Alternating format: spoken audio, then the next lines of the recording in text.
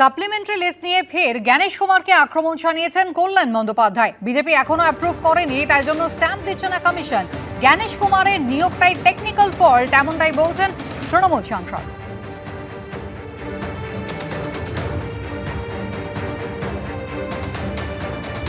এই জ্ঞানেশ কুমারের অ্যাপয়েন্টমেন্টটাই টেকনিক্যাল ফল্টের জন্য হয়েছে, বুঝতে পেরেছেন না? হয়েছে কি, সাপ্লিমেন্টারি বেরিয়ে গেছে, এখন বিজেপি অ্যাপ্রুভ করেনি। তো বিজেপি তো স্ট্যাম্প দেয়নি, বিজেপি অ্যাপ্রুভ করেনি। ওরা তো কোর্টের হাইকোর্টের চিফ জাস্টিসের অর্ডার অনুযায়ী দিয়ে দিয়েছে। এবার অমিত শাহ ধরেছে, আমি তো অ্যাপ্রুভ করিনি, আমার কাছে কেন নিয়ে এলেন? আমাকে তো অ্যাপ্রুভ করতে হবে, স্ট্যাম্প দিতে হবে। সে অ্যাপ্রুভ করেনি, তাই জন্য এখন টেকনিক্যাল ডিফল্ট বলছে। আসলে চিফ ইলেকশন কমিশনার মানে যে আছেন জ্ঞানেশ কুমার, এটা ইনএফিশিয়েন্ট, এটা ওয়ার্স্ট পারসন, বিজেপির একটা দালাল। হ্যাঁ, গোটাটা ঘেঁটে দিচ্ছে একদম।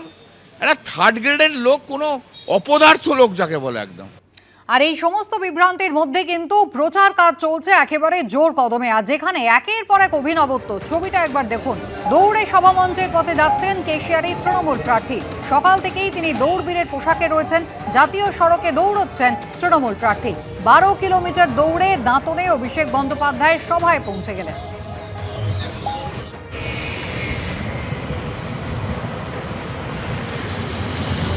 ইতিমধ্যেই কিন্তু সাপ্লিমেন্টারি লিস্ট নিয়ে একাধিক অভিযোগ ছিল, কারণ গতকাল পর্যন্ত ভোটাররা যারা বিবেচনাধীনের তালিকায় যাদের নাম ছিল তারা অভিযোগ করেছিলেন যে স্পষ্ট করে কিছু দেখতে তারা পাচ্ছেন না। এখন কিন্তু তালিকা একেবারে নির্বাচন কমিশনের ওয়েবসাইটে স্পষ্ট, কিন্তু বিভ্রান্তি আরো বাড়ছে। একদিকে আপনারা সুজাপুরের ছবি দেখলেন, একটি বুথে যেখানে 427 জনের নাম বাদ গিয়েছে, আর অন্যদিকে বসিরহাটের একটি বুথ, সেখানে বাদ গিয়েছে মোট 340 জনের নাম। নাম ডিলিটের হিসাবে বিএলও মোহাম্মদ শফিকুল আলম, তার নামও কিন্তু লিস্টে রয়েছে। বসিরহাট 2 নম্বর ব্লকের বড় গোবরা গ্রামের 5 নম্বর বুথ, যেখানে এই ছবি ধরা পড়েছে।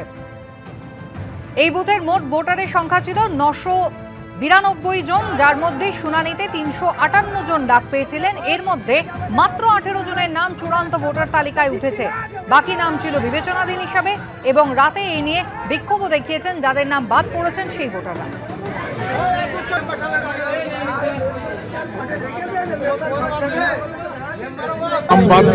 হ্যাঁ, আমার নাম বাদ গিয়েছে। আমার কাগজপত্র সব জমা দেওয়ার পরে নাম ফেরত এসছে। আমার অসুস্থতায় আমি ওই হিয়ারিংয়ে দাঁড়িয়ে ক্লান্ত হয়ে পড়ে গিয়েছি, তার সত্ত্বেও আমার সেই কাগজটা ফেরত এসছে এখানে। আপনার কি বিচারাধীন এসেছিল? হ্যাঁ হ্যাঁ হ্যাঁ। তারপরে এখন কি হয়েছে?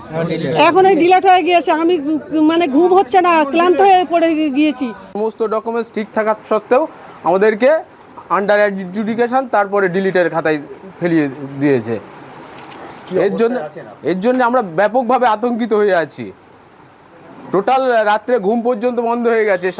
কাল 11টা পর্যন্ত চেক করছি অনলাইনে, পেলাম না কিছু। তারপর সকালে উঠে দেখছি হঠাৎ করে সবই ডিলিট।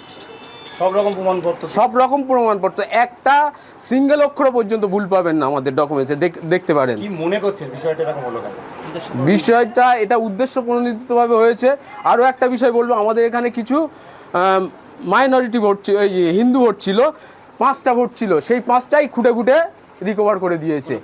উপযুক্ত নথিপত্র তারা জমা দিয়েছেন, কিন্তু তা সত্ত্বেও তাদের নাম বাদ গিয়েছে। বাদ পড়া ভোটাররা কিন্তু এমনটাই অভিযোগ করছেন। সমীরণ পাল আমাদের প্রতিনিধি রয়েছেন আমাদের সঙ্গে। সমীরণ, এর পিছনে কারণ কি থাকতে পারে? বাদ পড়া ভোটাররা তারা কি অনুমান করছেন? হ্যাঁ দেখো কুসুমিতা, বাদ পড়া ভোটারদের বক্তব্য হচ্ছে যে 340 জন যাদের নাম বাদ পড়েছে, তারা প্রত্যেকেই শুনানির সময় প্রয়োজনীয় নথিপত্র দিয়েছেন, কিন্তু তা সত্ত্বেও তাদের নাম যে খসড়া তালিকায় বিবেচনাধীন ছিল। এরপরে যখন গত 23 তারিখ মধ্যরাতে সাপ্লিমেন্টারি তালিকা বেরোয়, সেখানেও দেখা যাচ্ছে যে তাদের নাম নেই। এরপর তারা ক্ষোভে ফেটে পড়েন এবং গতকাল রাতে ওই 5 নম্বর বুথের বিএলওর বাড়ির সামনে তারা বিক্ষোভ দেখাতে থাকে। তাদের একটাই বক্তব্য যে তারা সমস্ত নথিপত্র যেগুলো নির্বাচন কমিশন তাদের চাওয়া হয়েছিল সেই শুনানির সময় তারা নিয়ে গেছিলেন, কিন্তু তা সত্ত্বেও তাদের নাম সাপ্লিমেন্টারি লিস্টে নেই এবং তাদের বাদের খাতায় রয়েছে। এবং তারা ক্ষোভে ফেটে পড়েছেন, যেহেতু 29 তারিখ বসিরহাট উত্তর বিধানসভা কেন্দ্রে নির্বাচন রয়েছে। সামনে নির্বাচন আর হাতে গোনা কিছুদিন বাকি, অর্থাৎ মাত্র 1 মাসের কিছু সময় বেশি বাকি রয়েছে। তার মধ্যে তাদের তালিকায় নাম উঠবে না এবং এই অনিশ্চয়তার মধ্যে দিয়ে গতকাল গভীর রাত পর্যন্ত তারা বিক্ষোভ দেখাতে থাকে। এবং তাদের একটাই বক্তব্য, তারা প্রয়োজনীয় নথি দিয়েছিলেন কিন্তু তাদের নাম বাদ গেছে এবং তাদের বিবেচনাধীন থাকার পরেও নাম বাদ গেছে। এবং শুধু তাই নয়, এবং তারা প্রত্যেকেই ট্রাইব্যুনালে যাবেন এবং ট্রাইব্যুনালে যাওয়ার পরেও যে তাদের নাম উঠবে সেই নিয়ে একটা অনিশ্চয়তা দেখা দিয়েছে। এবং বিএলওর বক্তব্য হচ্ছে তিনি যথাসাধ্য চেষ্টা করেছিলেন কিন্তু তাদের নাম নেই, এবং এই কারণেই তার বাড়ির সামনে তারা বিক্ষোভ দেখায় এবং বিক্ষোভে উত্তাল হয়ে ওঠে বিবিপুর বেগমপুর গ্রাম পঞ্চায়েতের গোবরা এলাকা। একেবারে সমীরণ, ধন্যবাদ। বিক্ষোভ দেখিয়েছেন বাদ পড়া ভোটাররা বিএলওর বাড়ির বাইরে, কিন্তু যার বাড়ির বাইরে বিক্ষোভ দেখিয়েছেন তার নিজের নামও তো বাদ পড়াদের তালিকাতেই রয়েছে। বিএলও কি বলছেন দেখুন। গতকাল রাত্রে পাবলিশ হয়েছে এবং সেটা আমার হাতে এসেছে আজকে সকালবেলা। সেখানে দেখি যে কজন হিয়ারিংয়ে গিয়েছিল সেই 340 জনই ডিলিট হয়ে গেছে। এর মধ্যে অধিকাংশের ক্ষেত্রে আমাদের এই বুথটা খুব এডুকেটেড বুথ, 5 নম্বর বুথ, ছোট এরিয়া কিন্তু হেড বেশি, ভোটার সংখ্যা অনেক। তো সেই 952 জনের মধ্যে 340 জন আন্ডার এডুকেশন হয় এবং 340 জনই পরবর্তী সময় আজকে সকালে দেখি যে ডিলিট হয়ে গেছে। তার মধ্যে আমি নিজেও আছি। আমি নিজেও সার্ভিস করি, প্রাইমারি স্কুল শিক্ষক, সন্দেশখালী সার্কেল, এবং আমার পরিবারের অনেকেই আছেন যারা 2002 সালের ভোটার, তাদের 48 জনকে ডিলিট করেছে।